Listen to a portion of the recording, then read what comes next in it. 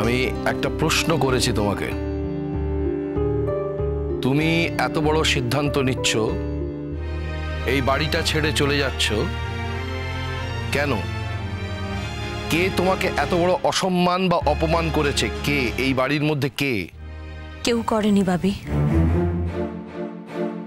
দাদা দাদা আপনার যা কিছু জানার আপনি কিন্তু এখনই আমাদের সকলের সামনে দাঁড়িয়ে আপনার মেয়ের কাছ থেকে জেনে নিন, কারণ এই ব্যাপারটা নিয়ে থানা পুলিশ লোক জানাজানি, এই জল ঘোলা ব্যাপারটা আমরা চাইছি না দাদা। আমি কোনো জলঘোলা করব না মা, থানা পুলিশও করব না। কারোর তো কোনো দোষ নেই এখানে, তোমাদের কারোর দোষ নেই, তোমার ছেলেরও কোনো দোষ নেই। দোষ আমার, আমি বাড়ি ছেড়ে চলে যেতে চাইছি। শোনো মেঘলা, গান গেয়ে কয়েকটা লোকের প্রশংসা কুড়িয়েছ আর হাতে কাঁচা টাকা এসেছে বলে তুমি মনে করো না তোমাকে শাসন করার কেউ নেই। তোমাকে আমি এখনো শাসন করতে পারি, সবার সামনে দাঁড়িয়ে শাসন করতে পারি, কিন্তু তার প্রয়োজন আছে কিনা তাও সেটা বুঝতে হবে। হঠাৎ আউট অফ নাথিং কেউ বাড়ি ছেড়ে চলে যেতে চায় না। তুমিও নিশ্চয়ই আউট অফ নাথিং বাড়ি ছেড়ে চলে যেতে চাইছো না? আমি বলছি আঙ্কেল,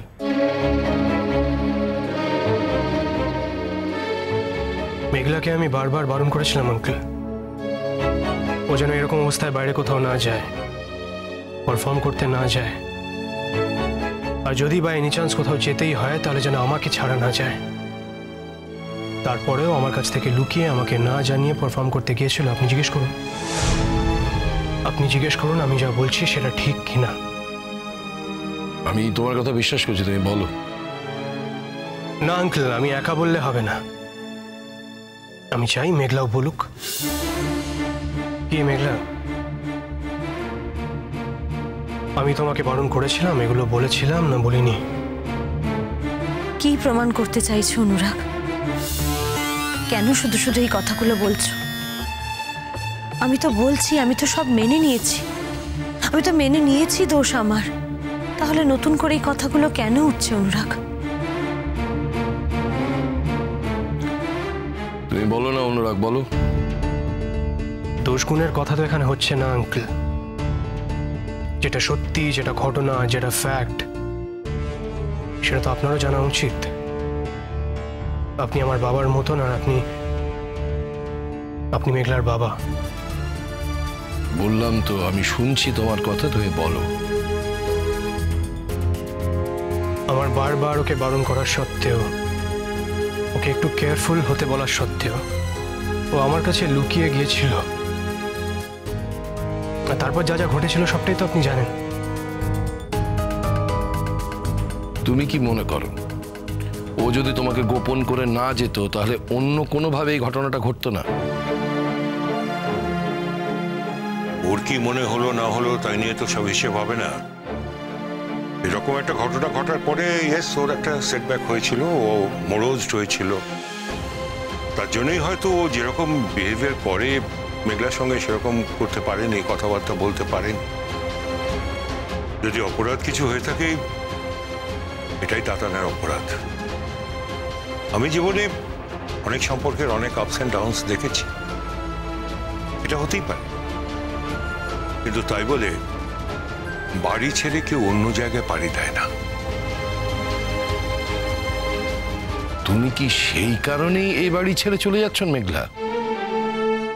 বাবি, অনুরাগ আমার সাথে আগের মতন অন্তরঙ্গ হয়ে কথা বলতে পারেনি ঠিকই, ও আমার সাথে আগের মতন সহজভাবে সম্পর্কটাকে রাখতে পারেনি ঠিকই, কিন্তু তাতে আমার প্রতি ও কোনো কর্তব্যের অবহেলা করেনি বাবি।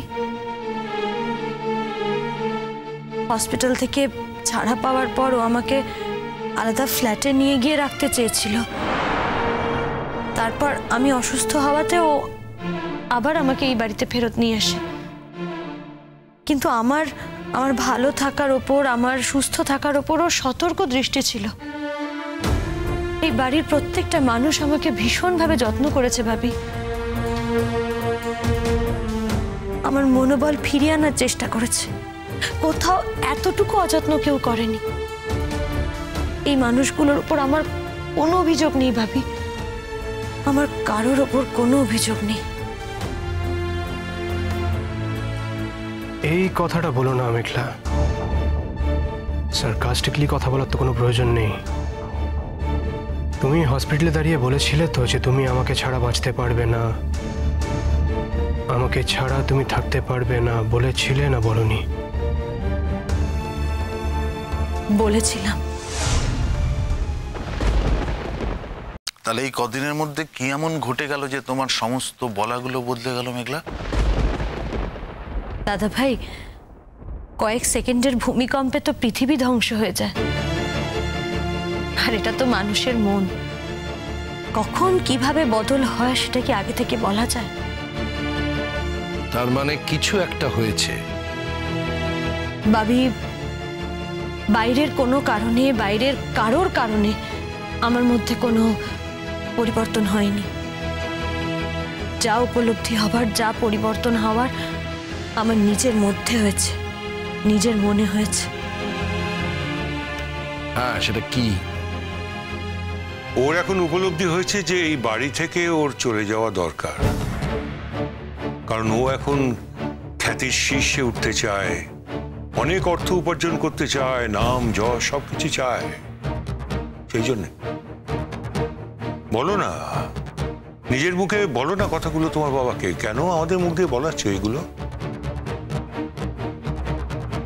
ভাবি, ভালো জেঠু যা বলছে সব সত্যি। আমি এসব কথা বিশ্বাস করি না। না না, আপনি আমাকে বিশ্বাস নাই করতে পারেন, কিন্তু কথাগুলো তো আমরা বানিয়ে বানিয়ে বলছি না। কথাগুলো আপনার মেয়ে আমাদের বলেছে, তাই বলছি। মাফ করবেন দাদা, আমি আপনাকে অবিশ্বাস করে কথাগুলো বলিনি। আমি আপনাকে বিশ্বাস করছি, আপনি যা বলছেন সবকটাই বিশ্বাস করছি। আমি শুধু বলছি, মেঘলা যদি এই কথাগুলো বলে থাকে তাহলে সেই কথাগুলোকে বিশ্বাস করার কোনো কারণ নেই। ভাবি, এই কথাগুলো সত্যি আমি বলেছি। শুনলেন তো দাদা, এবার ও কেন বলেছে সেই কথাগুলো তো আপনাকে জানতে হবে, এটা তো প্রয়োজন। দেখুন, ইদানিং ওর অনেকই ফাংশন টাংশন আসছে, আর সেই ব্যাপারে নানান লোক ওকে ফোন টোন করে। আমাদের বাড়ির একটা কালচার রয়েছে, তো কিছু নিয়মাবলীও রয়েছে। হ্যাঁ, ও স্টেজ শো করছে ঠিকই, কিন্তু যখনই যে কোনো স্টেজ থেকে ওর ডাক আসবে, ও চলে যাবে, একটু বুঝে শুনে তো নিতে হবে। মানে যে ডাকলো সেখানেই ও চলে গেল, এগুলো তো ঠিক আমাদের বাড়ির নিয়মের সঙ্গে এগুলো যায় না। আঙ্কেল আঙ্কেল সেটাই কিন্তু তাতান না করেছিল। মানে ও বলে দিয়েছিল মেঘলাকে যে আমরা এই ধরনের প্রোগ্রাম কিন্তু পছন্দ করছি না।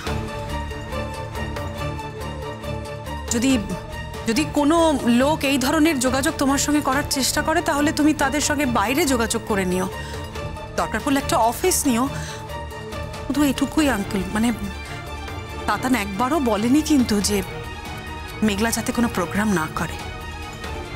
তাতান শুধু এটুকুই বলেছিল, যদি মেঘলার মন চায় তাহলে করুক, ও প্রোগ্রাম করুক, কিন্তু তার সঙ্গে এই বাড়িটাকে যাতে না জড়ায়।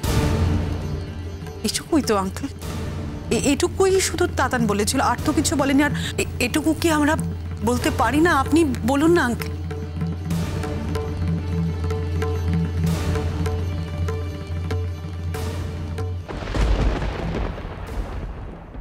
মেঘলা,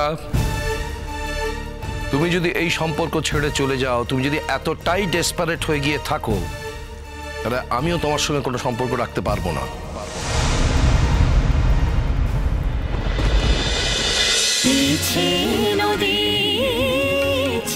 নদী